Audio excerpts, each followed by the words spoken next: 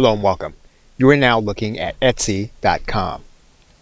And Etsy is a marketplace where you can sell anything that starts with something that you created, and in most cases will be something that you made with your hands. However, in some cases, you will find that there are digital concepts that are being sold. And Etsy does have specifics on what they mean by handmade. In many cases, there are tutorials that are being sold on Etsy.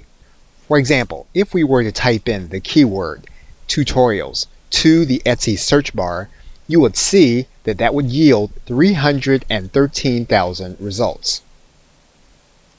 Now, in most cases, those tutorials will be directed toward those who are handcrafting their items and those who sell handcrafted items. However, there are cases where courses are being sold on subjects that don't necessarily fully involve handcrafted items. But if you do sell something that is handmade, Etsy is the place where you can go and sell your items. Now, one of the things that Etsy sellers depend on is the fact that their listing can be found in organic search. And if their item is specific to what the individual is looking for, that individual can find them in a Google search and then be taken to the Etsy marketplace where they can find that item and more that are going to be like it.